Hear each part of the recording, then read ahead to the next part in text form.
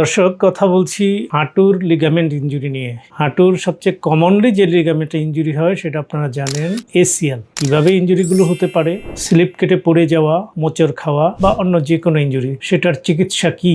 আমাদের মনে স্বাভাবিকভাবেই প্রশ্ন আসে যে হাড় তো ভাঙেনি, লিগামেন্ট ইনজুরি হয়েছে, তাহলে কেন অপারেশন, কেন প্লাস্টারি চিকিৎসা নয়? হাত পা ভেঙে গেলে, মুচকে গেলে আমরা ডাক্তারের কাছে যাই। ইভেন আমাদের দেশে এখনো লোকাল কবিরাজ জাতীয় মানুষদের কাছে যাওয়ার প্র্যাকটিস আছে, যারা বাঁশ দিয়ে ব্যান্ডেজ করে দেয়, হাতটাকে ইমোবিলাইজ করে দেয় যাতে মুভমেন্ট করা না যায়। সেটারই আরো বাস্তবসম্মত এবং বৈজ্ঞানিক সায়েন্টিফিক রূপ হলো প্লাস্টার। তো কাজে আপনার মনে প্রশ্ন আসতেই পারে যে প্লাস্টার দিয়ে কেন নয় লিগামেন্ট ইনজুরি চিকিৎসা? এই ব্যাপারেই কথা বলছি। Actually soft tissue injury, hard tissue injury দুটো জিনিস। তো যখন লিগামেন্ট ইনজুরি হয়, সেখানে যদি পার্শিয়াল ইনজুরি হয় তাহলে সেটা জয়েন্টকে কমপ্লিট রেস্ট দেওয়ার উদ্দেশ্য হলো প্লাস্টার করা। প্লাস্টার করার মাধ্যমে যদি জয়েন্টটাকে কমপ্লিটলি রেস্ট দেওয়া যায় এবং সেটা ডিউরেশনটা যদি মিনিমাম 3 সপ্তাহ হয়, তাহলে সফট টিস্যু পার্শিয়াল ইনজুরিগুলো হিল করে যায় এবং সেক্ষেত্রে অবশ্যই প্লাস্টারের মাধ্যমেই আপনি ডেফিনিট চিকিৎসা পেয়ে গেলেন।